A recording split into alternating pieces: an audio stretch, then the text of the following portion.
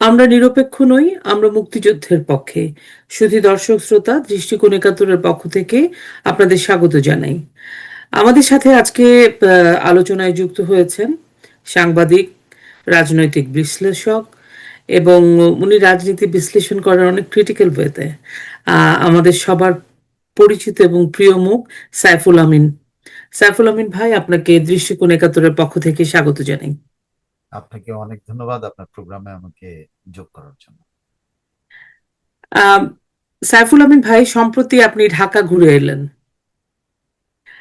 আমি প্রথমে আপনার কাছে ঢাকার মানে বাংলাদেশের আপনি যে যে অঞ্চলগুলোতে গেছেন, জেলাগুলোতে গেছেন, বাংলাদেশের অবস্থাটা আসলে আপনি কি কিরকম দেখলেন? আপনি তো খবরের কাগজ বা সোশ্যাল মিডিয়ার নিউজগুলোকে অ্যানালাইসিস করেন খুব ভালোভাবে, কিন্তু আপনি অনেক দিন থেকে এলেন, 1 মাসের উপরে।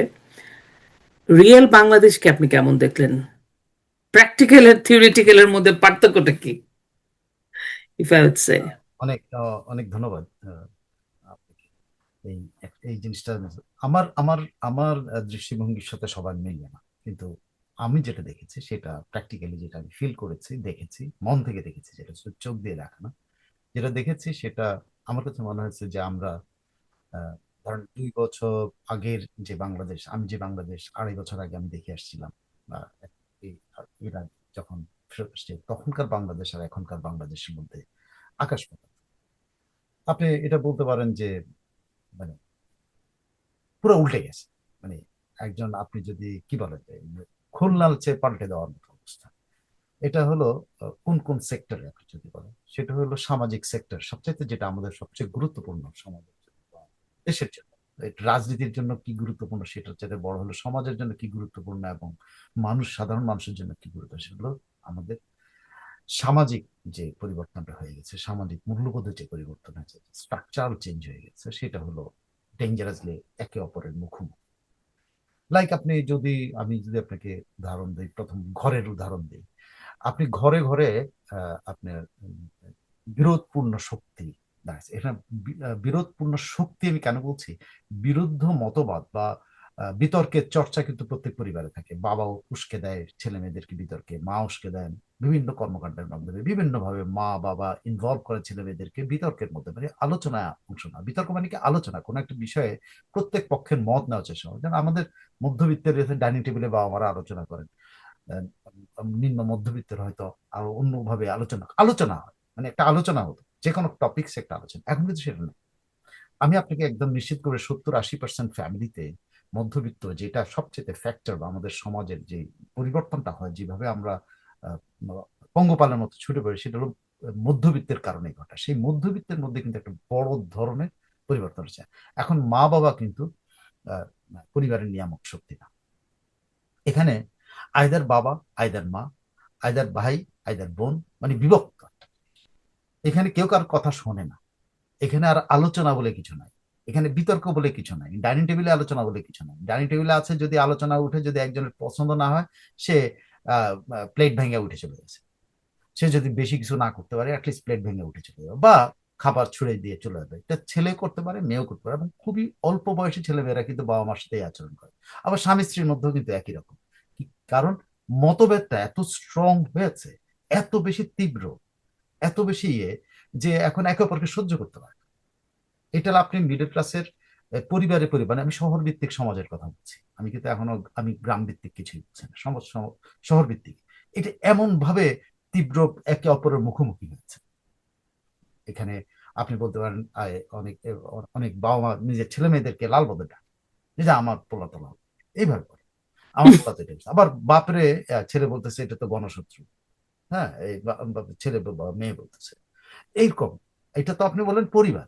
তারপর পাড়ায়, পাড়া দিয়ে আপনি হেঁটে যাবেন, আপনার দিকে দৃষ্টি, আমি এখন একটু বাইরে আসি, আপনি যখন পাড়া হাঁটবেন তখন সব মানুষের সাথে যদি আপনি হাঁটতেছেন, যেটা শহর ভিত্তিক সমাজের কথা বলতে, আপনি হাঁটবেন, আপনি যদি কারো বিপক্ষে চেয়ে আপনার দিকে তীব্র তীক্ষ্ণ দৃষ্টিতে তাকাবে, এবং আপনার ভয় লাগবে যে সে কেন এইভাবে আমার দিকে তাকাচ্ছে, কারণ সে আপনাকে শত্রু হিসেবে দেখছে। এই লোকটা আমাদের ওই যে আমাদের অভ্যুত্থান, তাদের কথায় তাদের অভ্যুত্থানের সঙ্গী ছিল না। আবার আরেক পক্ষ কি করবে? আপনার দিকে এমন ভাবে তাকাবে, আপনি যদি তাকে দেখেন, তার করুণ দৃষ্টিটা দেখতে পারবেন যে সে কত অসহায়। তার কিছু করার নাই। আপনার প্রতি যে এই দৃষ্টিভঙ্গিতে একজন দেখছে, ওখানে কিন্তু অনেক মানুষ হাঁটাচলা করতেছে, একজন আপনার দিকে যে কটু দৃষ্টি তাকাচ্ছে, এই কটু দৃষ্টি থেকে আরেকজন আপনাকে যে রক্ষা করতে পারে না বা আরেকজন আপনার পাশে দাঁড়াতে পারে না, এটা একটা অসহায়ত্ব। সো একটা পাড়ার মধ্যে কিন্তু এই অসহায়ত্বটা এবং এই কঠোর আচরণটা কিন্তু প্রকাশ্য, এটা একদম প্রকাশ্য। খুব রেয়ার পাড়াতে আপনি পাবেন, খুব রেয়ার এলাকাতে পাবেন যে এখন একে অপরের সাথে সমঝোতা করেছে। ওই যে একটা কথা হলো, আপনি যদি ইয়েতে আসেন আওয়ামী লীগ বিএনপির উদাহরণ না দেন, আমি সামাজিক ক্ষেত্রে এই কথা বলছি। আওয়ামী লীগ বিএনপির যদি উদাহরণ আসেন, সেটা আরো তীব্র, জামাত যে আরো তীব্র। এখন এই যে সামাজিক যে মানে ভাঙনটা আমাদের ধরেছে, আপনি মনে করেন যে আমার মনে হয় এই ভাঙন সহজে জোড়া লাগার নয়, এই সমঝোতা সহজে হবে না। মা এবং বাবার মধ্যে যে হাজব্যান্ড ওয়াইফের মধ্যে যে গ্যাঞ্জামটা হয়ে গেছে, মানসিক গ্যাঞ্জাম হয়েছে, সেই মানসিক গ্যাঞ্জামটা জোড়া লাগানো, ছেলে মেয়ের সাথে বাবা মার যে গ্যাঞ্জামটা হয়ে গেছে সেটা জোড়া লাগার মতো, কম্প্রোমাইজের মতো না। কারণ it is an incident, it is an accident, what ever the happen in August. এটা কিন্তু একদম মনে করছে দিস ইজ অ্যান অ্যাক্সিডেন্ট, একটা জঙ্গি উত্থান, আরেকদম মনে করতেছে না এটাই হলো ইয়ে। তবে হ্যাঁ, এই সংখ্যাটা কমে আসছে এখন। মানে কি বলে, কিছু মানুষ কিছু মানুষ এখন ভুল বুঝতে পারছে, তারা ভুল বুঝছে, কিন্তু ভুল বুঝলে তো কিছু হবে না। সে তো ওই ওই সময় তার কর্মকাণ্ডটা কিন্তু তাকে মনে করিয়ে দেয়, কেউ না কেউ মনে করাচ্ছে বা নিজে থেকে মনে করে দেয়। সে যে এখন আবার মানে সঠিক পথে আসবে, এই পথটা খোলা রাখার জন্য তো সামাজিক সম্প্রীতির দরকার, সেটা নাই। যে ভুল বুঝতেছে, সে ধরেন আমি যাকে ধরেন লাল বদর হিসেবে চিনি, তো আমি ধরেন আমি লাল বদর বলি, এটা কিন্তু আমার ক্ষোভ থেকে আমি লাল বদর বলি, অনেকেই বলে। তো আপনি কিন্তু একটা লাল বদরের সাথে কথা বলছেন না, কারণ ক্ষোভ। আবার লাল বদর আপনার সাথে কথা বলে না কেন? আপনার উপরে ক্ষোভ। যে লাল বদর বুঝতেছে যে তারা ভুল করেছে, তারা কিন্তু ফেরত আসতে পারছে না, আবার আরেক দল কিন্তু তাদের সাথে মিশতে পারছে না। ইট কনফ্লিক্টিং একটা সিচুয়েশন, যে সোসাইটাল, আপনি ক্লাবগুলোতে যান, এই ক্লাবগুলোতে পর্যন্ত এই অবস্থা, টেবিল টেবিল ভাগ হয়ে গেছে, এক টেবিলে এক গ্রুপ বসে, আরেক টেবিলে আরেক গ্রুপ বসে। মানে আগে তো ধরেন একটা টেবিলের মধ্যে, ক্লাবের মধ্যে সব ধরনের মতের মানুষ তো থাকতে পারে, সেখানে তো কোনো, একটা ক্লাবের মধ্যে গেছেন আপনি হয়তো রাজনীতি করতে যান, পারিবারিক চর্চা করতে যান, এবং আপনি গেছেন আপনার নিজস্ব বন্ধু বান্ধবের সাথে আড্ডা মারতে, সেই আড্ডার জগতেও কিন্তু ডিভাইড হয়ে গেছে। আপনি ঢাকা ক্লাবের মতো জায়গাতে দেখেন টেবিল ভাগ হয়ে গেছে। আপনি কোন ক্লাবে যাবেন যেখানে টেবিল ভাগ, এক এক দল এক এক মতে আছে, এবং ভেতরে ভেতরে কে কি পুষতেছে এটা কিন্তু আপনার চেহারা দেখে বুঝতে পারবেন। So it is a situation, যেটা আমি বলছি, আমি মিডল ক্লাসের ইয়ে থেকে বলছি, যে এটা একটা কনফ্লিক্টিং, যেই মিডল ক্লাস আমাদেরকে ইয়ে করে, ড্রাইভ করে যে কোনো পরিবর্তনের, তাদের সামাজিক মানসিক পরিস্থিতি খুবই খারাপ। সাইফুল ভাই, এটা খুবই অ্যালার্মিং সিচুয়েশন। তার মানে আপনি বলছেন যে ঘরের ডাইনিং টেবিল থেকে ধরে সমাজের প্রতিটা স্তরে এই যে ডিভিশন, মানে আমাদের ইনক্লুসিভিটিটা মানে আমরা ডিভাইড হয়ে গেছি। একদল পক্ষে, একদল বিপক্ষে, জুলাইয়ের কথা বলছি, জুলাই আপরাইজিং এর কথা বলছি, but at the same time একদল হয়তো রিয়েলাইজ করছে, কিন্তু তাদের জন্য ফিরে আসার জন্য আমরাই বোধহয় আনকনসিয়াসলি তাদের পথটা বন্ধ করে ফেলছি, বা তাদেরকে আমরা ফিরতে দিচ্ছি না, এরকম একটা অবস্থারও তৈরি হয়েছে। আপনি এর মধ্যে আমাদের তো মানে আমি স্পেসিফিক্যালি আপনার কাছ থেকে, সবসময় তো আপনি নর্মাল মানে প্রতিদিনের ঘটনা নিয়ে কথা বলেন, তো আমি আসলে জানতে চাইছি রিয়েল সিনারিওটা। আমাদের তো 51% নারী। আপনি আমাদের, আপনার, আপনি এই কতদিনে যে আপনি বাংলাদেশে থাকলেন, আমাদের যে নারীরা তো অনেক প্রোগ্রেসিভ মাইন্ডেড ছিল, বা এখন কেমন আছে আমি জানি না। আসলে বাংলাদেশের নারীদের মধ্যে কি, নারী এবং তরুণ, এই দুইটা সেক্টরকে আপনি কেমন দেখলেন? নারীদের প্রসঙ্গে আমি অনেক তীক্ষ্ণ কথা বলতে পারবো, কিন্তু সেটা আমি বলতে চাই না, কারণ অসম্মান করে কোনো কথা বলা, কাউকে কথা বলাটা আমার উচিত না। সেটা আমি দুই তিনটা উদাহরণ আপনাকে দিই। উদাহরণগুলো এরকম যে, আমি মেট্রো রেলে করে আমি কিন্তু প্রায় ধরেন যখন ঢাকায় ছিলাম, মেট্রো রেলে করে আমি আমার স্টপেজ থেকে আমি ক্লাবে, প্রেস ক্লাবে যেতাম। তো স্বাভাবিকভাবে প্রত্যেকদিন আমি ইউনিভার্সিটি এরিয়া পার হয়ে যেতাম।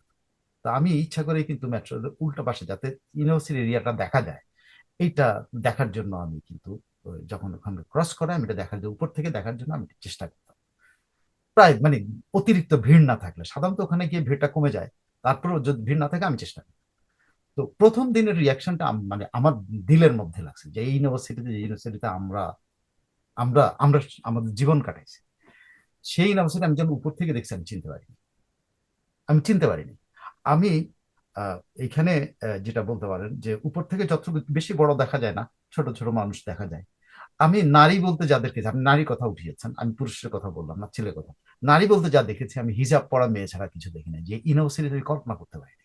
আমাদের আমাদের ক্লাসেও বা আমাদের সাথে যারা ছিল তারাও কিন্তু পর্দা করতো না যে তা না, ওনা পড়তো, এই পড়তো, সেই পড়তো। আমাদের মধ্যে তো আমাদের সময় বা আমরা যেখান থেকে বড় হয়ে আসছি সেই সময় তো আমরা আমাদের হ্যাঁ, বান্ধবীর সাথে প্রেম করার ধান্দা ছিল, থাকতেই পারে। সেটা তো একজন বান্ধবীরও প্রেম করার ধান্দা থাকতে পারে, সেটা থাকতে পারে, কিন্তু আদার দেন একটা রেসপেক্টফুল একটা ইয়ে ছিল। সেই রেসপেক্টটা কিসের ভিত্তিতে ছিল? সেই রেসপেক্টটা ছিল যে পারস্পরিক সমঝোতার ভিত্তিতে। আর এখানে রেসপেক্টটা কোথা থেকে আসছে? উড়ে এসে জুড়ে বসতেছে। আপনি উপর থেকে দেখলে বুঝবেন যে পুরা হিজাব পরা, এভরি সিঙ্গেল ওয়ান। রেয়ারলি পাবেন একজনকে আপনি, হয়তো আপনি খোলা চুলে পাবেন। যে খোলা চুলে নিয়ে কবিতা লেখা হয়, সে খোলা চুল আপনি পাবেন না। যে কবিতা পড়ে আপনি উদ্বেলিত হতেন, ভালো লাগতো, সেটা কিন্তু আপনি পাচ্ছেন না।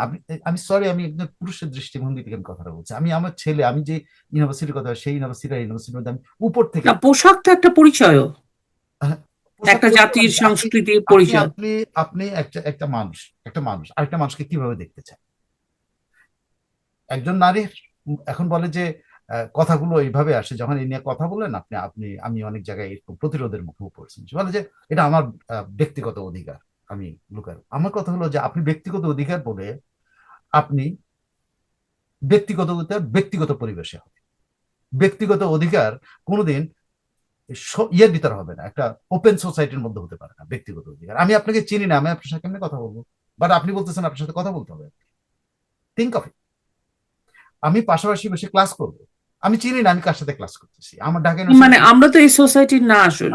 সেটাই আমি বলছি। আপনি ক্লাস করতেছে ছেলেমেয়েরা, এটা ব্যক্তিগত অধিকার বলে সে পুরো নিজেকে দিয়ে উঠছে। আপনি আপনি ভাবতে পারবেন না, দুটো চোখ ছাড়া কিছু দেখা যায় না, এরকম নারী আপনি পাবেন অনেক। মানে ইউনিভার্সিটির কথা, আমি অন্য জায়গার কথা বাদ দিলাম।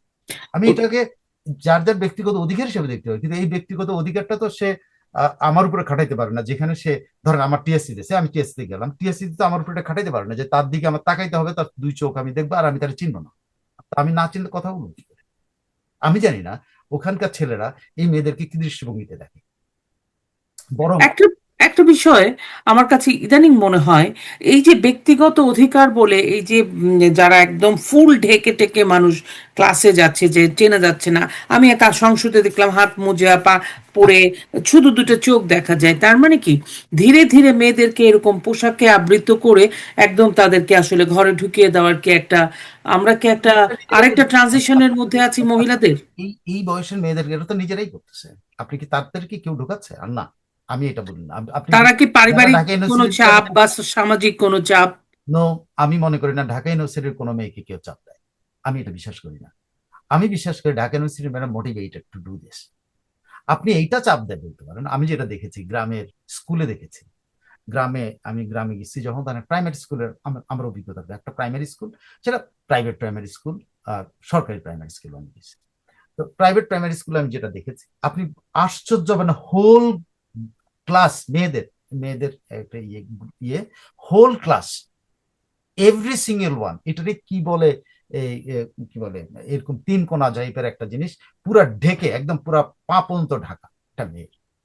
আপনি ওই মেয়েটা ক্লাস ধরেন, ক্লাসের মধ্যে এই গরম, আমি যখন গেছি তখন প্রচন্ড গরম, ঘামাচ্ছে। চিন্তা করেন এই মেয়েটার উপর কি অত্যাচার হচ্ছে। এইটা হলো চাপানো। সে যখন স্কুল থেকে যাচ্ছে বাপের হাত ধরে যাচ্ছে, কিন্তু সে ধরে না। বাপটা কিন্তু এইটা বুঝতেছে না তার বাচ্চাটাকে সে কি পরিমাণ অত্যাচার করতেছে। পুরো হোল ক্লাস একদম আপনার, পুরা ওই স্কুলের সকল মেয়েগুলি হলো এই তিন কোনা টাইপের, এরকম পুরা একটা জব্বার মতো টাইপের। আমি এটার নাম কি যেন একটা আছে, এটা নাকি কোরআন শরীফে আছে, এটা নাকি কিসে আছে, এইসব বলে। এইটা পড়ায় দিছে পুরা। ও, এবং আপনি এটা এটা আমি শুনি না, এটা কখনো দেখিনি। না, আপনি এটা আপনি ইচ্ছা করলে গুগলে সার্চ দিয়ে আপনি বাংলাদেশের প্রাইমারি স্কুলগুলোর কিছু ছবি, যদি রিসেন্ট ছবি দেন, আপনি এই ড্রেসটা পাবেন সব জায়গাতে। আমি বলছেন, আমি নিজে যেটা দেখেছি, পুরো ক্লাস, একটা ক্লাস ওয়ানের বাচ্চা, তাকে আপনার ক্লাস ওয়ানের একটা মেয়েকে আমার ঢেকে নিতে হবে? এই সমাজে আমরা বসবাস করি। আমার আর কাছে মনে হয় কি এগুলো জাস্ট আমাদেরকে, নারীদেরকে ঘরে ঢুকিয়ে দেওয়ার একটা, ওই যে শরিয়া বলছে না ওরা, ওটার বোধহয় একটা নারীদেরকে ঘরে ট্রানজিশনের মধ্যে ঢুকিয়ে আছি নারী আমরা। এটা করাচ্ছে, যে মাই তো করাচ্ছে। মা কেন করতেছে? তার এক এক বছরের বাচ্চাকে তার তার লুকিয়ে রাখতে হবে কেন? মানে ওইটাই বোঝার চেষ্টা করছি, তাদের মাইন্ডসেটটা চেঞ্জ হচ্ছে কেন। চেঞ্জ হয়ে যাচ্ছে, এটা চেঞ্জ হচ্ছে। চেঞ্জ হচ্ছে হইলো এই জন্য, আর যেটা আমার কাছে মনে হয় ওভার দ্য টাইম আপনার এডুকেশন সিস্টেমের মধ্যে প্রবলেম। আমাদের এটা এখন আমার ছোট মুখে বড় কথা হয়ে যায়, টোটাল এডুকেশন সিস্টেমের মধ্যেই তো প্রবলেম। আপনি এডুকেশন সিস্টেমের মধ্যে কি আছে? আপনি প্রথম আজকেও আমি একটা ভিডিও দেখতে গেলাম, এক উপজেলা উপজেলা নির্বাহী অফিসার এক স্কুলে গেছে, ক্লাস 3, 2, 3 স্কুলে। হ্যাঁ, বাচ্চারা জিজ্ঞেস কেমন আছে, বলছে আলহামদুলিল্লাহ। তো হু ইজ টিচিং দিস? এই ছেলে এই বাচ্চাকে আলহামদুলিল্লাহ বোঝে? সে জাস্ট আপনি আপনি আমার বিবেককে যদি প্রশ্ন করি, উপজেলা নির্বাহী অফিসার তো প্রথম এটা ধরা হচ্ছে, যারাই তুমি আলহামদুলিল্লাহ বলো, তুই বলে যে হ্যাঁ আমি ভালো আছি, এটাই তো আমি আলহামদুলিল্লাহ। ভালো আছি। এটাই তো আলহামদুলিল্লাহ নাকি? আলহামদুলিল্লাহর অর্থ তো এটা যে আমি ভালো আছি। তো বাংলাটা বলবে না, উর্দুতে বলবে, বা আর কি যেন এটা এটা আমি এটা আমি উচ্চবিত্ত সমস্ত জায়গায় ইদানিং শুনি, কিছু বললে বলে আলহামদুলিল্লাহ। আলহামদুলিল্লাহ। তো আপনি বলেন, নিজে নিজের ভাষায় যেটা প্রকাশ করতে পারে আমি ভালো আছি, কত এবং সুন্দর লাগে বলতে, সে বলে আরেকটা আলহামদুলিল্লাহ। আমি স্কুলে আরেকটা ক্লাস প্রবণতা দেখলাম, কোনো একটা কাজ হয়েছে বা কোনো একটা রেজাল্ট হয়েছে বা কোনো কিছু, ইনশাল্লাহ ইনশাল্লাহ ইনশাল্লাহ, মনে হয় ইনশাল্লাহ বলার কারণে ওইটার জোরটা বেশি হলো। মানে মানুষের ইমান এত ইনশাল্লাহর সস্তা, মাধ্যমে সে সাকসেসফুল হইলো আর কি, এটা সে বলতে চায়। কিন্তু হ্যাঁ, হইতে পারে তার বিশ্বাস, কিন্তু এটা অ্যাজ এ হোল হোল সোসাইটির মধ্যে এটা ছড়াই যাবে মানে একদম ছড়ায় গেছে। না। আমি আমি কোনো দোষের কিছু কিন্তু একটা ক্লাস 3 বাচ্চা বা 2 এর বাচ্চা সে বলে আলহামদুলিল্লাহ। এটা হলো মানে আমরা আমাদের চেঞ্জ গুলো এখানে হচ্ছে, এবং সাকসেসফুলি আমাদের শিক্ষা ব্যবস্থা এই চেঞ্জ গুলো। ওই টিচার ওই টিচার তো প্রথমেই তার বাচ্চাকে তার প্রথম ভাষাটাকে তার বাংলা ভাষা, বাংলা ভাষা শুদ্ধ ভাষায় পড়ানোটা তার দায়িত্বের ভিতরে পড়ে, আলহামদুলিল্লাহ শেখানোটা তার দায়িত্বের ভিতরে পড়ে না। কিন্তু ওই টিচার মনে করেছে এই বাচ্চাটা আলহামদুলিল্লাহ শিখাইতে হবে, সে আলহামদুলিল্লাহ শিখাইছে। এবং ওই উপজেলা নির্বাহী অফিসার সুন্দরভাবে একটা, উনি আলহামদুলিল্লাহ ধরে না, কিন্তু সুন্দরভাবে একটা জিনিস ধরেছেন যে আপনি ক্লাস 3-তে পড়াচ্ছেন যে বাচ্চা তো রিডিংই পড়তে হয় না।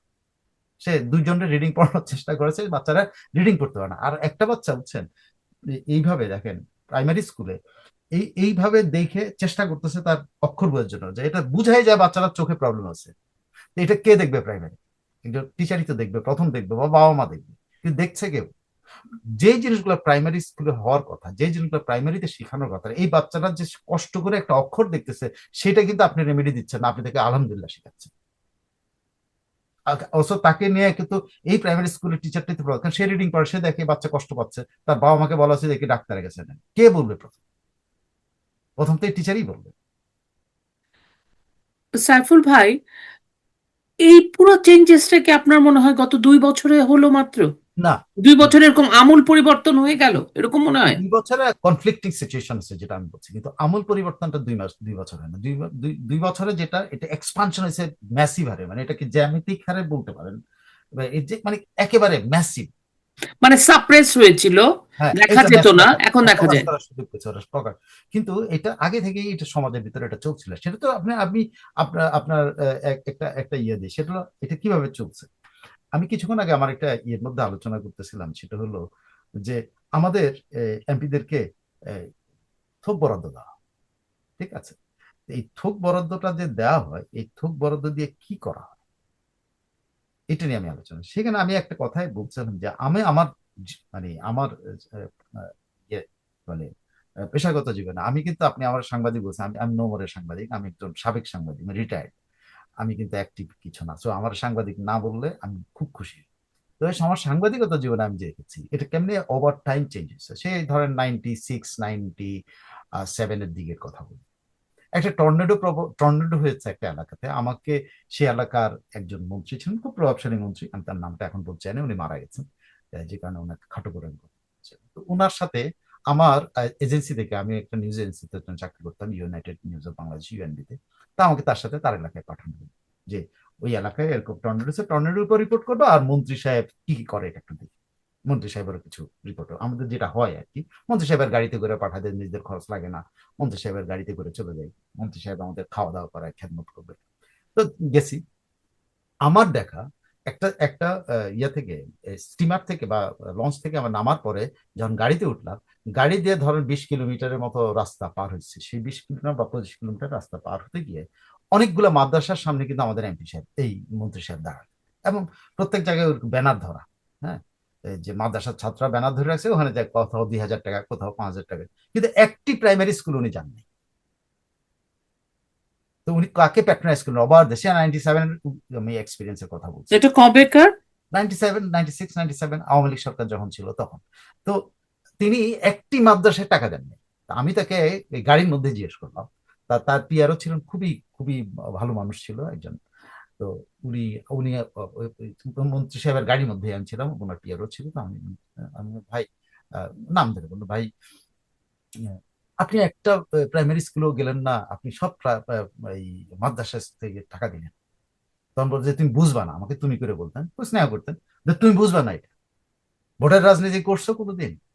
আমি যদি এখানে নাই বা যদি টাকা না দেই, এই সব এই কি বলে এই মাদ্রাসাগুলি সব আমার বিরুদ্ধে ক্যাম্পেইন করা শুরু করে। দেখেন, সে কিন্তু কোনো উদ্দেশ্য নিয়ে এটা করে নাই যে সে রিলিজিয়াস জিনিসকে সাপোর্ট করছে, কিন্তু তার ভোটের জন্য সেটা করতেছে। সো ভোটের জন্য করতে গিয়ে কিন্তু আপনি কিন্তু দানবকে গর্তের ভিতর থেকে কিন্তু বাইরে নিয়ে এসে পড়ছে। যে দানব ছিপির ভিতরে ছিল, সেই ছিপি আপনি খুলে দিচ্ছেন, সে তার মতো করে এখন হাওয়া বাতাসে ঘুরে খেয়ে দিয়ে এখন আপনাকেই পিটাইতেছে। সেই এমপির, সে মন্ত্রীর পার্টি এখন কোথায় বলেন? This is what happens. এবং এটা কিন্তু ওভার টাইম হয়েছে, এটা কেউ বলতে পারবে না যে সমাজের ট্রান্সফরমেশনটা মানে অল অফ এ সাডেন 2 বছরে হয়েছে। 2 বছরে এটা মাল্টিপ্লাইড হয়েছে হঠাৎ করে। এক মানে ওই যে চুঙ্গা খুলে দেওয়ার পরে বলে না যে ছিবি খুলে দেওয়ার পরে দানবটা বেড়ে গেছে, সেই দানব বেড়ে এখন সারা বাংলাদেশ দখল করে গেছে। এখন এদের ছাড়া আপনি ঢাকা ইউনিভার্সিটি যদি দেখান, আপনি আশ্চর্য যাবেন। আপনি ঢাকা উপর দিকে তাকালে আপনি এই কি বলে টুপি পরার মধ্যে আমি কোনো দোষ দেখি না, আবার টুপি পরাতে আমি কোনো ভালোও দেখি না। কেন আমি টুপি বলবো? টুপি নামাজ পড়ার সময় পড়তে পারেন যদি আপনি ধর্মীয় রাজ, কিন্তু আপনি ঢাকা ইউনিভার্সিটিতে টুপি আর টুপি। আমার খুব জানতে ইচ্ছা করে, ঢাকা ইউনিভার্সিটি, ইসলামিক বিশ্ববিদ্যালয়, এগুলো তো আছে, অন্যান্য ইউনিভার্সিটিগুলোর তাহলে কি অবস্থা? একই অবস্থা প্রাইভেট গুলো ছাড়া। প্রাইভেট গুলো ছাড়া। এবং একজন আমার সাথে বলছিল যে আমরা তো আমাদের বাচ্চাদেরকে আর ঢাকা বিশ্ববিদ্যালয়ে ভর্তি হতে বলি না, বলি যে প্রাইভেটে ভর্তি হয়ে যাও। আচ্ছা, আমি একটা বিষয় আপনার কাছে প্রাইভেটে ওরা ইনফিলট্রেট করেছে, প্রাইভেটে ওরা ঢুকেছে। প্রাইভেটে ওরা প্রাইভেটে ঢুকছে। কিন্তু এই অভ্যুত্থান যেটাকে তারা বলে, এটা কিন্তু প্রাইভেট যদি ওই সময় না দাঁড়াতো তাহলে কিন্তু এটা এত বড় আকার ধারণ করে। হতো না। প্রাইভেটদেরকে তারা বুঝাতে পেরেছে, প্রাইভেটদেরকে দিয়ে তার হ্যাঁ, কিন্তু ব্র্যাক অনেকে তো বলে একদম ডলার খুব খরচ। ভালো করে, হ্যাঁ, ব্র্যাক কিন্তু নর্থ সাউথ ডলার। ইউনিভার্সিটি। আচ্ছা, সাইফুল ভাই, আমরা আজকে একটু অন্যরকম আলোচনা করছি। আমি একটা বিষয় জানতে চাই, এই যে বরাদ্দগুলো হয় বাজেটে, প্রস্তাবিত বরাদ্দ, তারপর বরাদ্দ, তারপর ধর্ম মন্ত্রণালয়ে 1,081 কোটি টাকা বরাদ্দ হয়েছে, 26 সালের কথা বলছি। সেখানে সংস্কৃতি মন্ত্রণালয়ে 826 কোটি টাকা, কম্পারেটিভলি কম। এই যে ধর্ম মন্ত্রণালয়ের বরাদ্দগুলা, এগুলো ধর্ম মন্ত্রণালয়ের কি কাজ করে? আহ, ধর্ম মন্ত্রণালয়ের বরাদ্দ এটা এটা একটা এক ধরনের, এটা হলো এই যে মসজিদগুলো আছে না, হ্যাঁ। মসজিদগুলোর জন্য বরাদ্দ, মসজিদগুলোর বিল, মসজিদগুলোর এই তারপরে মন্দিরগুলোর বিল, মন্দিরগুলোর ইলেকট্রিক বিল, মন্দিরগুলোতে যে টাকা পয়সা যা দেয়, বরাদ্দ দেয়, এগুলো খাতে তারা খরচ করে। বা ডেভেলপমেন্ট, মসজিদ সংস্কার, মন্দির সংস্কার, এইসব কাজে তারা করে। আর হলো তাদের কিছু প্রতিষ্ঠান আছে, ইসলামিক ফাউন্ডেশন সহ এরকম সারা বাংলাদেশে প্রতিষ্ঠান আছে, এই প্রতিষ্ঠানগুলি চালায়। এর বাইরে কিছু করে না, কিন্তু মূল কাজটা কিন্তু অন্য জায়গায়। ধর্মের পেছনে সবচেয়ে বেশি কাজ হয় কোথা থেকে জানেন? শিক্ষা মন্ত্রণালয় থেকে। মাদ্রাসা এডুকেশনের জন্য কত টাকা বরাদ্দ ওখানে দেখেন, তাহলে ওইটা ধর্মের মানে বরাদ্দ না? শিক্ষা মন্ত্রণালয় যেটা। শিক্ষা মন্ত্রণালয় থেকে কিন্তু ধর এই এই বরাদ্দটা যেটা এক্সপানশন ঘটিয়েছে, এই ধর্ম মন্ত্রণালয়ের খরচটা কিন্তু অনেক কম। আমি মনে করি এখানে আরো বেশি বরাদ্দ দেওয়া উচিত। কেন বরাদ্দ দেওয়া উচিত? কারণ এই মৌলবীগুলোর যদি আপনি বেশি বেতন দিতে পারেন, তাহলে এই মৌলবীগুলো নিজেরাও কিন্তু করাপশনের সাথে জড়িত হবে না। এই মৌলবীগুলো যে ওই মোনাজাত পড়ায় টাকা নেবে না, এটা কিন্তু বরং বাড়ানো উচিত। এটা আমি মনে করি ধর্ম মন্ত্রণালয়ের টাকা অনেক বাড়ানো উচিত। সংস্কৃতিতে কি করা উচিত সেটা পরে ব্যাপার, কিন্তু ধর্ম মন্ত্রণালয় কিন্তু আরো, এই ধরেন একটা মৌলবীকে, মসজিদের ইমামকে আপনি 10,000 টাকা বেতন দেন, সেই 10,000 টাকা চলতে পারে 3 দিন, তো চলতে পারে না। তার যে সংসার আছে, সে যেটা খায়, মুরগির রান ছাড়া তো ওরা কেউ খাইতে পারে না। তো সে যেটা খায় সেটাই তো তার 10,000 টাকা দেয় না, তাহলে তারে তো আপনি, যদি সত্যি আপনি তার, যদিও ইসলামের বিধান বলে খতিব বা যারা এরকম নামাজ পড়াবেন বা ধর্মীয় গুরু হবে তারা বেতন নেবেন, কিন্তু আপনি যদি তাদেরকে বেতনই দিবেন তাহলে যথেষ্ট দেন। আপনি বেতনও দিলেন, তার জন্য দুর্নীতির পথ খারাপ হয়ে যাবে। সে মসজিদ থেকে চুরি করে, সে মসজিদের ডেভেলপমেন্ট হতে চুরি করে, তারপর সে চাঁদা তোলে, সে ওই যে প্রত্যেক ইয়াতে কি বলে কি বলে ফ্রাইডেতে জুমার নামাজের সময় সে চাঁদা তোলে, ইমামের জন্য টাকা উঠায়। এটা কিন্তু একেবারে প্রচলিত রেওয়াজ, এটার মধ্যে কেউ দোষ দেখে না। কিন্তু কিন্তু এই টাকাটা কোথায় যাচ্ছে? এই তো ইমামের কাছে যাচ্ছে। তো আপনি কিন্তু এদেরকেও যদি আপনি সৎ সৎ করতে, বা এই ধরনের চাকরিতে যদি আপনি সৎ রাখতে চান, তাহলে কিন্তু আপনার বরাদ্দ লাগবে, এতে কোনো সময় নেই। কিন্তু মানে ধর্ম মন্ত্রণালয় আপনি বলছেন যে আরো দেওয়া উচিত, কিন্তু আমি যেটা বলতে চাইছিলাম যে ধর্ম মন্ত্রণালয় সকল ধর্মের জন্যই হ্যাঁ, মানে উন্নয়নের জন্য, তা আমরা যেভাবে মুসলিম ধর্মের একটা পার্টিকুলার ধর্মের উন্নয়ন বা সবকিছু দেখতেছি, কিন্তু দিনে দিনে তো অন্যান্য রিলিজিয়ন যারা বৌদ্ধ, খ্রিস্টান, হিন্দু, এদের তো এরকম আমি কোনো মন্দির বা গির্জা বা এরকম কোনো আম, না, নেয় নেয়, নেয়। দেয় না। অনেক টাকা নেয়। আপনি যে সন্তোষ শর্মা, যাকে নিয়ে এখন সবচেয়ে, কেউ তার লাল বদর বলে, কেউ তাকে ভারতীয় এজেন্ট বলে, হচ্ছে সন্তোষ।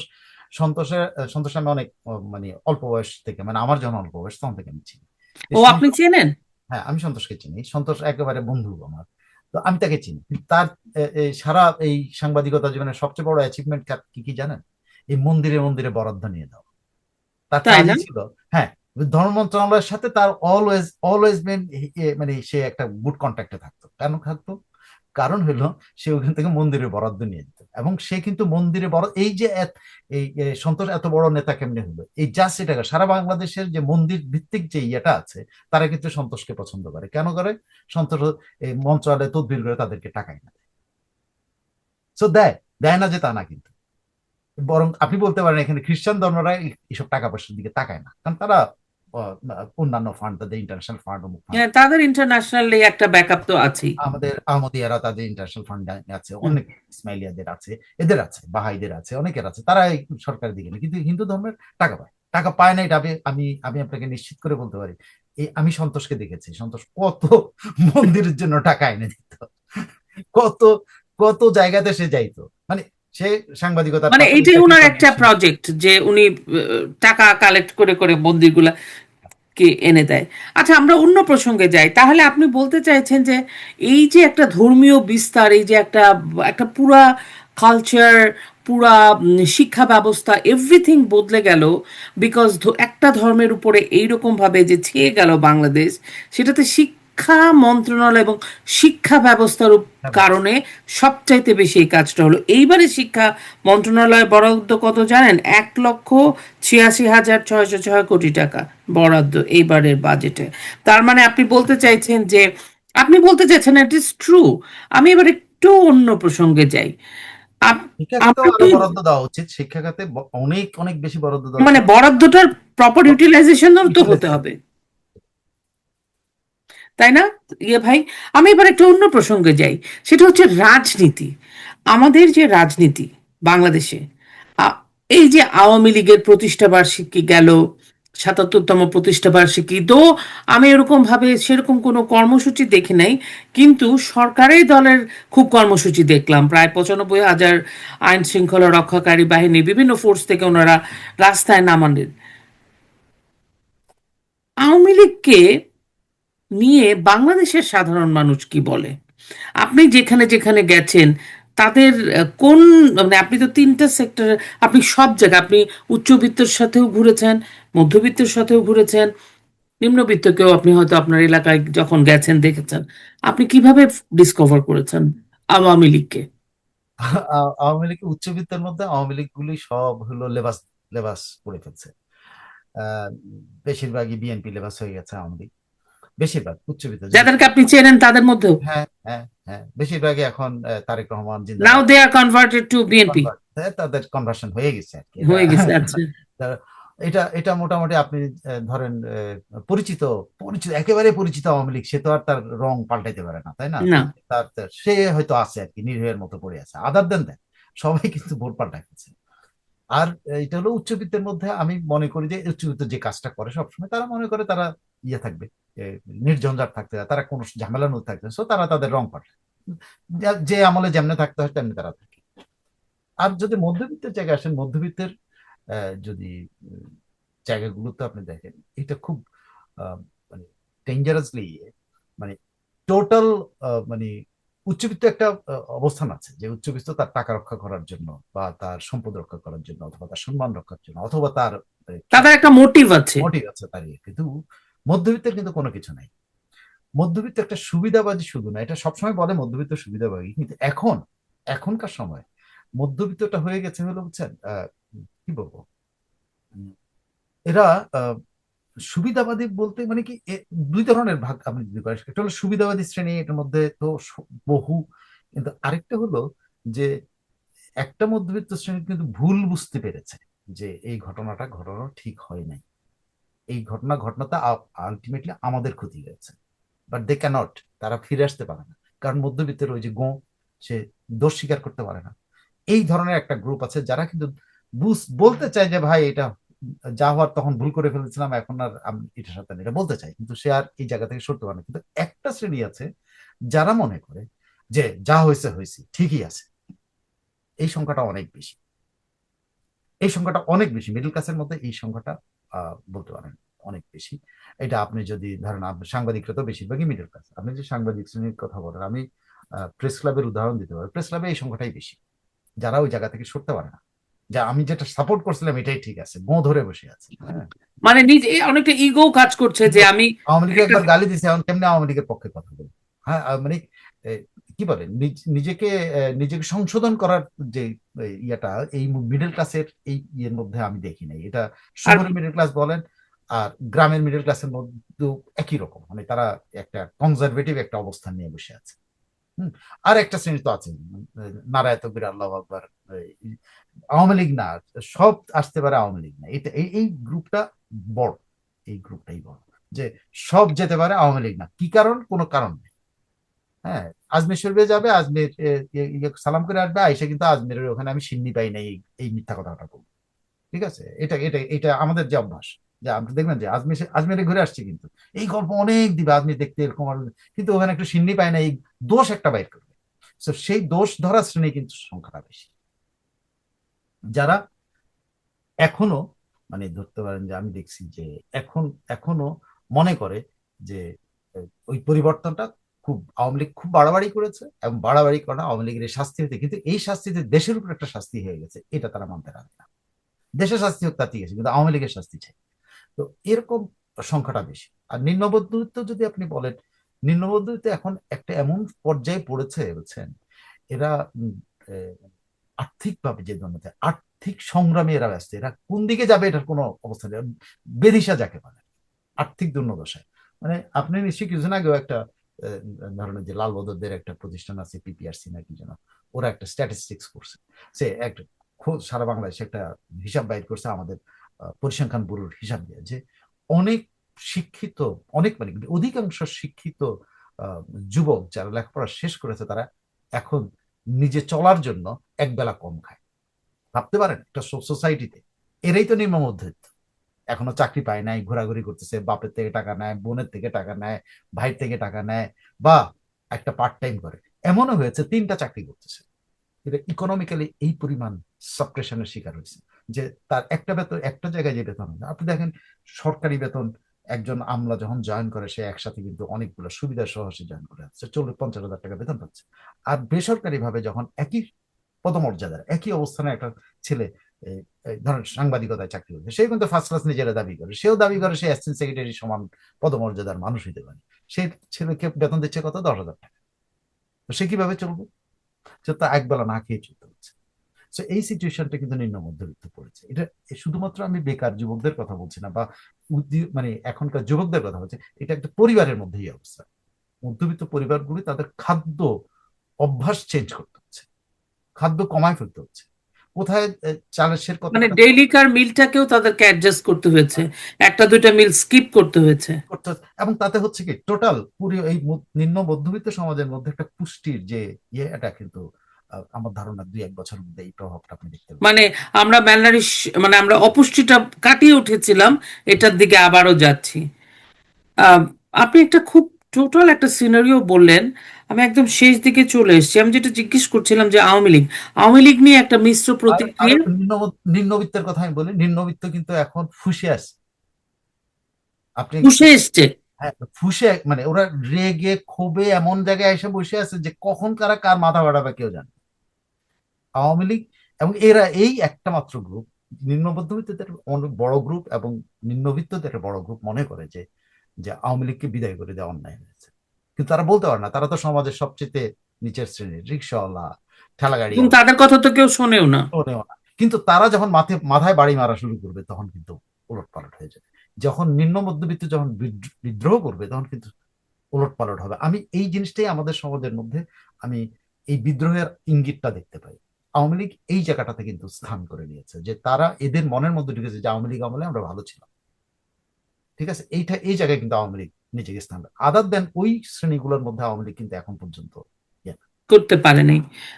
আমি আহ, আপনি কোনো সুপরিচিত বুদ্ধিজীবীর সাথে এই সময়টাতে দেখা হয়েছে আপনার, যার নাকি, যাকে আপনি গত সময়টাতে অনেক কথা বলতে দেখেছেন, মানে শেখ হাসিনার সমালোচনা করে? এখন তো দেশ বিক্রি হয়ে গেল, বাংলাদেশ ব্যানানা রিপাবলিক হয়ে যাচ্ছে, কত কিছু হচ্ছে। আহ কোনো সুপরিচিত হ্যাঁ বুদ্ধিজীবীর সাথে হ্যাঁ, আপনার অনেক দেখা হয়েছে? সুপরিচিত, আমি নাম বলতে পারবো না এই জন্য যে আমার খুবই ইয়ে, অনেকের সাথেই আমার কথা হচ্ছে। প্রত্যেকেই আহ, একটা, ওই যে আমি আপনার একটা কথা বলছিলাম না যে আহ, প্রত্যেকে এই জায়গাটা দিচ্ছে, যে কোনো মূল্যে আওয়ামী লীগ চলে যাওয়া উচিত ছিল, এই মানসিকতার মধ্যে এরা ঢুকিয়েছে যে তারা কোনো। তো ডেঞ্জারাস, মানে দেশের এত বড় ক্ষতি হওয়ার পরেও না, তারা এরা তাদের এরা যে ইগো কোনো ধরে মূল্যে বসে আওয়ামী লীগ আছে। গেছে এতে তারা খুশি, দেয়ার হ্যাপি, আই ডোন্ট নো। আমি একজনকে জিজ্ঞেস করছিলাম, আচ্ছা আওয়ামী লীগ আপনি কি পান নাই, আর ইউনূসের আমলে আপনি কি পাইছেন? কিছুই পাওয়ার দরকার নাই, আওয়ামী লীগ গেছে এটাতে আমি খুশি। আপনি এর এর- এই এই এই- এই আলোচনা কি আগানো যায়? আগানো যায়। তার এবং মানে আপনি তারা রিজেক্ট। হ্যাঁ, এদের সাথে আপনি আলোচনা করতে পারেন। So, এই বুদ্ধিজীবীদের অবস্থা কিন্তু এদেরকে আপনি বলতে পারেন, যদি আমরা বুদ্ধিজীবী বলি, আসলে কি এটা বুদ্ধিজীবী? এরা বুদ্ধিজীবী না, না। এরা হলো মত প্রকাশকারী। এরা হলো একটা ধরেন ইয়ে বলে আবহ তৈরি করার মানুষ। আপনি ধরেন এই যে সিরাজ ইসলাম চৌধুরী এখন বলতেছে যে ইয়ের কাছে, যুক্তরাষ্ট্রের কাছে, আমি তার সাথে দেখা হয়নি, কিন্তু তার কথাবার্তাগুলো আপনি যদি দেখেন, এই লাইনেরই কিন্তু বেশি দর যে আওয়ামী লীগ গেছে, তো উনি অত্যন্ত খুশি, কিন্তু দেশটা যে আমেরিকার এটা তো উনি আবার ক্ষুব্ধ। এবং এটার জন্য উনি কিন্তু আওয়ামী লীগেরই পারলে চেষ্টা করবেন যে আওয়ামী লীগ দেয়, কারণ আওয়ামী লীগ যদি এত দুর্নীতি না করতো তাহলে তো ইউনূস আসছে। দেখেন, ব্যাখ্যাগুলো এইভাবে করে, আমি সিক্সারের কথাগুলো বলছি। উনি এমন ভাবে বলে যে আওয়ামী লীগের ব্যর্থতার কারণে তো ইউনূস আসছে, সো এটা হয়েছে, সো বাট এটা আমাদের দেশ বিক্রি হয়ে যাচ্ছে, এইভাবে বলবে। কিন্তু ওইটা বলবে না যে আওয়ামী লীগ এটা করে। বুঝতে মানে পারছেন? ঘুরে ফিরে দোষটা আওয়ামী লীগের ঘাড়েই দোষটা দিবে। এটা মানে এটা নিজেদেরও যে কিছু রেসপন্সিবিলিটি ছিল, নিজেদেরও তারা যে কিছু, তারা যে ওগুলো তো সমাজ থেকে প্রশ্নই ধ্বংস নেই। করছে, এটা তার তার কোনো রেসপন্সিবিলিটি তারা নিতে চায় না। আচ্ছা, আমি একদম শেষের দিকে চলে আসছি, আর 5 মিনিট আপনি আমাকে সময় দেন। আমরা কি, বাংলাদেশ ব্যানানা রিপাবলিক হয়ে গেছে বিভিন্ন দেশ, বাংলাদেশ কি আসলে নিজের জায়গায় নাই? আমাদের ভাগ্য কি আসলেও সত্যি এটা মনে করছেন? আপনি কি মনে করেন যে, আমরা তো বুঝতে পারতেছি যে এখন শুনতেছি যে আমেরিকার কোন ডে নাকি খুব বড় করে উদযাপিত হবে, তারপরে আমেরিকার থেকে এত এত টাকার উড়োজাহাজ কিনলো, এখন আবার চুক্তি করলো যে চায়না থেকে যুদ্ধ জাহাজ কিনবে। কার সাথে যুদ্ধ? We don't know. ভারতের সাথে এরকম একটা রিলেশন, আসলে কেমন রিলেশন আমরা বুঝতে পারছি না। তো কি মনে হয়? দেখেন, এটা অনেক বড় সাবজেক্ট, আমি আসলে এই পরিমাণ বুদ্ধিমান না যে এগুলো আলোচনা করতে পারি। তারপর আমি যে কথাটা আপনাকে বলতে পারি যে আহ, দেশের যে পরিস্থিতিটা, এই যদি সামাজিক পরিস্থিতির চেঞ্জ না হয়, সেটা আমেরিকা কি করলো, চায়না কি করলো, কোন চুক্তি দিয়ে কয়টা বোয়িং কিনলেন, কিছু হলে এর থেকে কিছু আসা যায় না। আপনি একটা ব্যর্থ রাষ্ট্র, ও কিন্তু চলতে থাকবে। ব্যর্থ রাষ্ট্র পাকিস্তান চলতেছে না? চলতেছে। পাকিস্তানের মানুষ আহ, মানে কিভাবে চলে, আপনি পাকিস্তানিদেরকে আপনি তো এখানে টরন্টোতে দেখেন বা এতে দেখেন, তারা কেমন, তারা কি তার দেশ নিয়ে কোনোদিন একটা গর্ব করে একটা লাইন বলে? এটি তো ব্যর্থতা, এটি তো রাষ্ট্রের ব্যর্থতা। সেই দিকে বাংলাদেশ ধাবিত হচ্ছে। কোথায় কি অস্ত্র কিনলো, কোথায় আমেরিকার কাছে কি বিক্রি করে দিল, কার কাছে, এগুলো কিন্তু এখন এখন জাস্ট, আমার কাছে কি এখন মনে হয় জানেন, হ্যাঁ আমি আমাদের এটা ইয়ে হয়ে গেছে, একটা উপনিবেশ হইতে যেতে পারে, কিন্তু সেটার চাইতে বড় কথা, উপনিবেশ হলে এটা বাংলাদেশ হিসেবেই থাকবে। দেখেন, কিন্তু থাকবে, এখানে যদি সিভিল ওয়ারও হয় এটা বাংলাদেশই থাকবে। সো বাংলাদেশ একটা থাকবে, কিন্তু এটা রাষ্ট্রটা রাষ্ট্রের মতো চলছে কেন সেটা বড় ব্যাপার। আপনি কার সাথে কি চুক্তি করে, ধরেন আপনি ভবিষ্যৎ 50 বছরে আমেরিকা আমার এখানে কি থাবা বসাবে এই জন্য আপনি চিন্তিত হইতে পারেন, কিন্তু এই মুহূর্তে বাংলাদেশটা কি? এই মুহূর্তের বাংলাদেশে বাংলাদেশ নাই। এই মুহূর্তের বাংলাদেশের মানুষগুলো তো ভালো নাই। আমি কেন পাকিস্তানিদের কথা উদাহরণ করলাম, আমি কোনো পাকিস্তানি পাইনি তারা নিজের দেশের গল্প করে, আমি পাইনি। আমি কখনো পাইনি। বরং 2 বছর আগে যখন কোনো পাকিস্তানের সাথে আমি ক্যাবে উঠতাম, আমি মানে অনেক সময় আমাকে ক্যাবে, আমি যেহেতু গাড়ি চালাই না, ক্যাবে চলতে হয় আমাকে, তো ক্যাবে যখন হতো বেশিরভাগ পাকিস্তানি।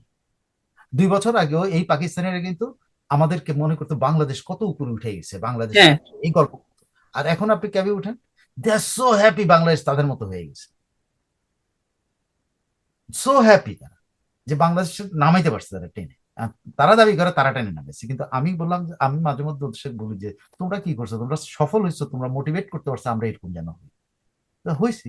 তো এখন তোমরা পাকিস্তান যে একটা ব্যর্থ রাষ্ট্র, সেটার দিকে বাংলাদেশ থেকে পাকিস্তানে কোনো লাভ হবে? এগুলার কোনো উত্তর নাই, but they are really really happy যে বাংলাদেশে আরেকটা পাকিস্তান হচ্ছে। তো ব্যানানা রিপাবলিক হলো না কি রিপাবলিক হলো, আমরা যে আরেকটা পাকিস্তান হই।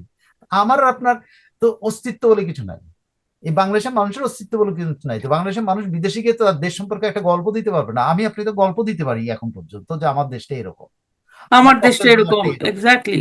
আমার কক্সেস বাজারটা এইরকম, আমার হিল ট্র্যাক্স এইরকম, আমার পদ্মা সেতু একটা হয়েছে এইটা এরকম, আমরা তো গল্প দিতে পারি। পাকিস্তানটা তা পারে না। তো আমরা কিন্তু ওই দিকে ধাবিত হচ্ছি যে একদিন কেন এগুলো পূরণ হয়ে যাবে, এই গল্প আর চলবে না। আপনি যে আরো একটা মানে পদ্মা সেতু ওই না ওই করেন তাহলে আর ইতিহাসের লাভ মতো হবে না। আমরা মনে করব আমাদের দেশ ওরকম ছিল। হ্যাঁ ওরকম ছিল, এরকম আপনি মনে করেন যেটা পাকিস্তানিরা মনে করে তাদের মারি এরকম সুন্দর ছিল, তাদের এইটা এরকম খাইবার পাখতুনখোয়া এরকম ছিল, অমুক ছিল, সব ছিলোর মধ্যে চলে যাবে। বর্তমান বলে কিছু থাকবে না। পাকিস্তানে যেরকম বর্তমান নাই, বাংলাদেশে বর্তমান হারাতে যাচ্ছে। আর একটা বিষয় বলেন, ভারত নিয়ে কি আসলেও বিদ্বেষ সাধারণ মানুষের মধ্যে, নাকি এটা বানানো, তৈরি করা? কোনটা? ভারত বিদ্বেষ। ও, ও, এটা, এটার কথা যদি বলে এটা, আম, আবার বলি এটা ছোট মুখে বড় কথা হয়। আমি ওরকম না যে আমি এই এই ভূ রাজনৈতিক বিষয় নিয়ে আলোচনা কিন্তু বা বাংলাদেশের মানসিকতা সাইকোলজিক্যাল জিনিস নিয়ে আলোচনা করার মতো অত ধীমান আমি না। কিন্তু তারপর আমি যেটা বলতে পারি সেটা হলো যে ওভার টাইম 1971 টু এখন 56 বছর, 56 বছরে তো এই একটা বীজকেই তো আপনি পানি ঢালছে, কে ঢালেনি? 71 টু 75 জাসদ ঢেলেছে, 75 টু 81 জিয়াউর রহমান ঢেলেছে, 82 টু কি বলে ইয়ে 90 এরশাদ ঢেলেছে, দাঙ্গা করেছে। সো আপনি তো ভারত বিদ্বেষী, আপনি দাঙ্গাটা তো আহ, হিন্দু বিরোধী নাকি ভারত বিরোধী? বেসিক্যালি তো হলো ভারত বিদ্বেষ। তো আমরা কিন্তু এটা, আপনি 91-এর পর থেকে বলতে পারেন যে ভারত বিদ্বেষটা আপনি কিছুটা আমাদের সরকার করে সে খালেদা জিয়ার সীমিত সরকার হয়েছিল। ডাইভার্ট হয়েছে কিছুটা। হ্যাঁ, শেখ হাসিনা এসে আরেকটু ডাইভার্সন নিয়েছে, কিন্তু তার পরবর্তী এই সময়টা শেখ হাসিনার যে 17 বছর সময়ে ভারত বিদ্বেষটাকে যেটা এতদিন পর্যন্ত 91 পর্যন্ত নার্সিং হয়েছে, সে লোকগুলি কোথায়? এটা আমি সাইফুল আমিন, আমি আমি তো ভারত বিদ্বেষী প্রথম, কারণ আমি ওখান থেকে শিখে আসতেছি, আমার জেনারেশন কিন্তু ওইখান থেকে। আমি ওই সময় বড় হয়েছে যখন ভারত বিদ্বেষের বীজ বপন করা হয়েছে, জাসদ বীজ বপন করেছে, জিয়াউর রহমান নার্সিং করেছে, এরশাদ পানি ঢেলেছে, এটাকে মহিরু বানিয়েছে। তো এই গাছ কাটা তো সহজ ব্যাপার না, এবং এই গাছ কাটা পড়বে না যখন আমি, আমার বয়সী, আমার আগের বয়সী, আমার পরের বয়সী যারা এই যে ভারত বিদ্বেষের বীজ রোপণ করেই উড়ে গেছে, এগুলো না মরে যায়, আমাদেরকে মরতে হবে। আমাদের এই জেনারেশন যেটা আছে, যেটাকে যাকে ভারত বিদ্বেষী জেনারেশন বলছে, এগুলো কিন্তু হাওয়ার উপরে, কিন্তু এগুলো হাওয়ার উপরে চিল্লায়, এদের কোনো তাত্ত্বিক ভিত্তি নেই কিন্তু। ভারত বিদ্বেষী এই বীজ বপন করে না, যেটা জাসদ করেছে, যেটা জিয়াউর রহমান করেছে, যেটা এরশাদ করেছে, মানে তাত্ত্বিক ভিত্তি নিয়ে কিন্তু তারা দাঙ্গা করেছে। তারা একেবারে আপনার মানুষের মানে একটা ঘটনাতে মানুষের মনের মধ্যে আপনি কিন্তু ছড়াই দিচ্ছেন যে ভারত বিদ্বেষী। খেয়াল করে দেখেন, একটা দাঙ্গা enough for generations to feel যে আমরা আমাদের দেশে একটা দাঙ্গা হয়েছিল, এইটা এই কারণে দাঙ্গা হচ্ছে বাবরি মসজিদ। আপনি এখনো বাবরি মসজিদ আপনার প্রতীক, খেয়াল করে দেখেন, এটা তো প্রতীকের মতো মাথায় ঢুকে আছে। এইটা কে বপন করেছে? এসব। তো এইটা যে বপন করা বীজটা এখন একটা গাছ না, এখন বহু গাছ হয়ে গেছে। সেই গাছগুলো এলাম আমরা, আমাদের জেনারেশন, আমাদের আগের জেনারেশন, আমাদের পরের জেনারেশন, এরা, এগুলি মরতে হবে। এগুলো মরে গেলে এই জেনজেরা কিন্তু ভারত বিদ্বেষী থাকবে না, কারণ তারা প্র্যাকটিক্যাল, তারা হোমজিক্যাল, তারা প্র্যাকটিক্যাল এবং হোমজিক্যাল।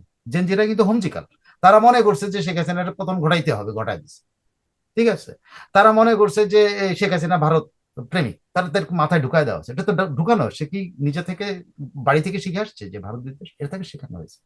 তো এই জায়গা থেকে যতদিন আমাদের জেনারেশন গুলো না মরবে, এগুলো মৃত না হবে তখন পর্যন্ত এই বিদ্বেষের এই গাছ এটা বড় হয়ে যাবে। এটা আপনি ঠেকাইতে পারবেন না, এটা শেখ হাসিনা আসলেও দেখবেন যে একই ঘটনাই হবে। ভারত বিদ্বেষ না, আমাদের। আপনি একটা ডিফারেন্ট অ্যাঙ্গেল দিলেন, ইটস ট্রু। আপনি আপনাকে বললেন যদি শেখ হাসিনা আসে তবু এটাকে আসলে এটা চলবে, চলমান থাকবে যতদিন না পর্যন্ত শিকড়টা উপড়ে যাবে, উপরে যে ইয়ে হয়ে যাবে।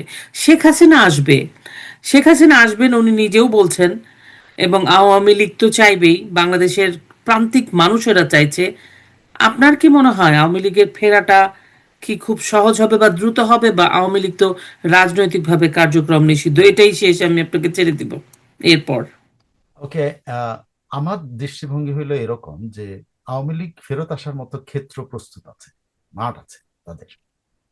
কারণ এই 2.5 বছরে বা 2 বছরে যা হয়েছে এগুলো আহ, বেশিরভাগ ওই যে বললাম কম্প্রোমাইজ করতে চায় না এরকম সেকশনও আছে, কিন্তু বুঝে যে কাজটা খারাপ হচ্ছে। ঠিক আছে, সো আওয়ামী লীগ ফেরত আসার মতো তার কিন্তু ফিল্ড আছে। এখন আওয়ামী লীগকে দুইটা সেক্টরে ফাইট করতে হবে, সেই দুইটা সেক্টর যদি সে ফাইট করতে পারে তাহলে একটা হলো মাঠ আর একটা হলো আদালত। আমি একদম মনে করি যে শুধু মাঠ দিয়ে কিন্তু এটা 1970 না, হ্যাঁ এটা 1980 না, যে শুধু মাঠ দিয়ে আমি আপনাকে কাঁপায় দেবো, আপনার ঘর বাড়ি দখল করে।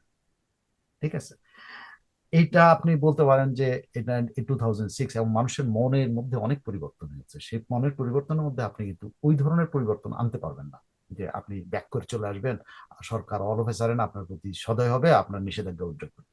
এটা হবে না। তো আপনাকে মাঠে যেরকম আপনার এ, এ, জোর দেখাতে হবে, এবং ওই জনগণ যারা লুকিয়ে আছে, যারা ভেতরে ভেতরে ফুসতেছে, সেই জনগণটা যতক্ষণ আপনি একটা প্ল্যাটফর্ম দিতে না পারবেন তখন পর্যন্ত কিন্তু আওয়ামী লীগের ফিরে আসা খুব কঠিন কাজ। ওই প্ল্যাটফর্মটা কিভাবে দেবেন? মাঠের আন্দোলন।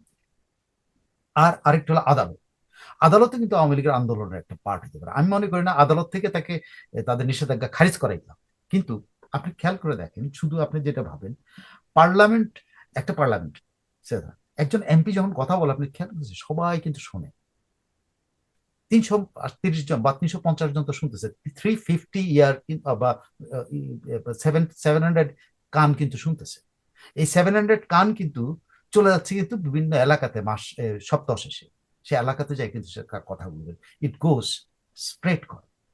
সো আওয়ামী লীগ পার্লামেন্টে নাই, তার এই কানগুলি নাই, এই মুখগুলি তার নেই। তাহলে তার কোন জায়গাটা আছে? তার একই রকম একটা প্ল্যাটফর্ম ইউজ করতে হবে, যে প্ল্যাটফর্ম দেশে সারা বাংলাদেশে ইয়েতে পারে। সেটা কি? সে সবচেয়ে সহজ কাজ হলো আদালত। আদালতে প্রত্যেকদিন যাবে, প্রত্যেকদিন তারা ব্রিফিং করবে, এই ব্রিফিং পত্রিকাগুলো কভার করতে বাধ্য হবে, এটা পত্রিকাগুলো তার কাটতির জন্য কভার করবে। এবং এই কভার করা মানে হলে এই পত্রিকাগুলো গ্রামে গঞ্জে, ওই যে যে কানগুলোর কথা বলছি 700 কান যায়, হ্যাঁ, এই পত্রিকাগুলো এক একটা কান হিসেবে চলে যাবে। এবং সেখানে দেখবে যে আওয়ামী লীগ এই বলতেছে, আওয়ামী লীগ ওই বলতেছে, আওয়ামী লীগ সেই বলছে। হ্যাঁ, উপজেলা লেভেল, থানা লেভেল, ওখানে লেভেল তারা একটা মিছিল করবে, তাদের অস্তিত্ব জাহির করবে, তাদের শক্তি দেখাবে। কিন্তু তাকে কিন্তু মানুষের কাছে পৌঁছানোর জন্য কিন্তু অন্য একটা পথ এনে দেবে, শুধু মিছিল কিন্তু একটা পথ না। এবং মানুষ কিন্তু এক পর্যায়ে বলে যে খামাকে এরা এখন পর্যন্ত 10 জনের মিছিল করে না, এই পর্যায়ে মানুষ কিন্তু সমালোচনাও করবে। কিন্তু একটা খবর যদি আপনি তৈরি করতে পারেন এই আদালতে, সেটা কিন্তু পার্লামেন্টের চাইতে অনেক স্ট্রং হবে। আওয়ামী লীগের দুই ফ্রন্টে যদি মানে প্লে করতে পারে। আদালতের খবর, আদালতের কি আপনি বলছেন যে সবাইকে মামলা মোকাবেলা করতে হবে নাকি আদালতে না, কি আওয়ামী লীগের নিষেধাজ্ঞার যে ইয়েটা আছে, এটার বিরুদ্ধে তো অ্যাপিল করা যায়, এটার বিরুদ্ধে তো দাঁড়ানো যায়। কিন্তু কে এটার দিচ্ছে? বিরুদ্ধে দাঁড়াচ্ছে না কেন কেউ? সেটাই আমি বলছি যে এই দুইটা দুইটা পথ আওয়ামী লীগের, যে এটাকে বলে যে দেখেন মুক্তিযুদ্ধের সময় একটা ঘটনার কথা আপনাকে বলি, আমি পড়ছি কিন্তু এই জিনিসটা, পড়া জিনিস।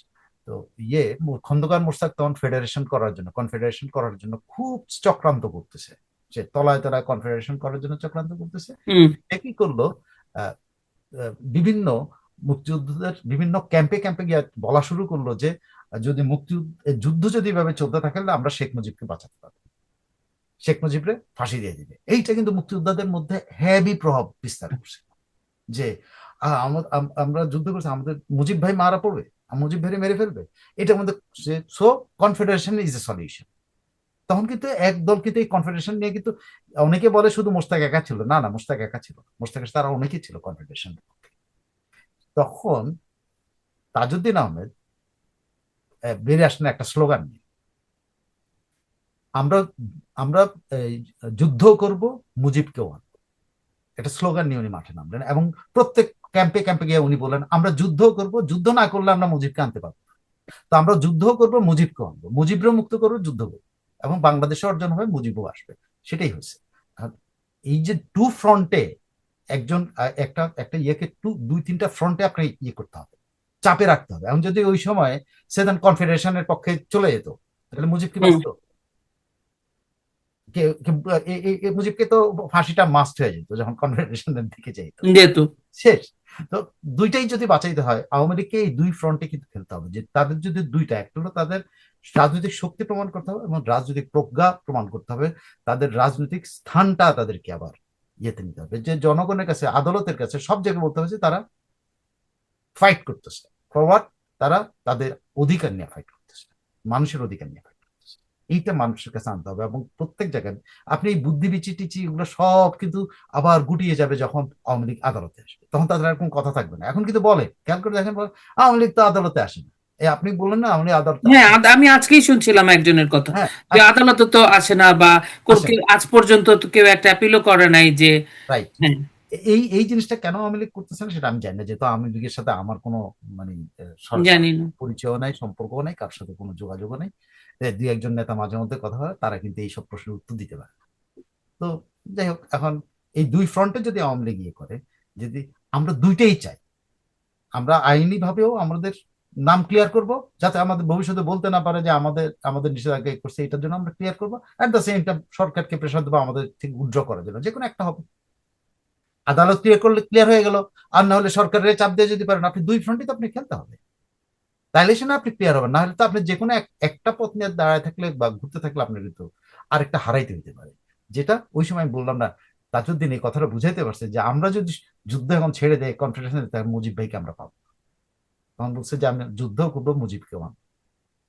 তা আমাদের এই মানে আমি মনে করি যে আওয়ামী লীগের এই আমি জানি না আপনার সাথে নিশ্চয়ই আওয়ামী লীগ নেতাদের পরিচয় আছে, না, আমার অত নাই। তাদেরকে আছে কিন্তু তাদেরকে খুব। এগুলা বললে তারা কিন্তু বুঝতে চায় না। তারা মনে করে যে কি বলে, তারা ঠিকই আছে, তারা লুকায় আছে, তারা তাদের লোকেরা 10 জন মিছিল করছে, এটা যথেষ্ট। তো এটা কিন্তু যথেষ্ট না। আওয়ামী লীগের যারা লুকায়িত শক্তি যেগুলো আছে, এগুলো কিন্তু এটা যথেষ্ট মনে করছে।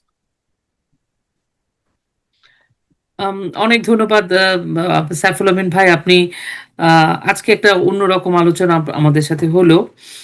আমার ভালো, আমাদেরকে সময় দিলেন। দৃষ্টিকোণ ৭১-এর পক্ষ থেকে আপনাকে কৃতজ্ঞতা জানাই। আপনি ভালো থাকবেন, আবারও কথা হবে। আপনাকে অনেক ধন্যবাদ, সবাই ভালো থাকবেন।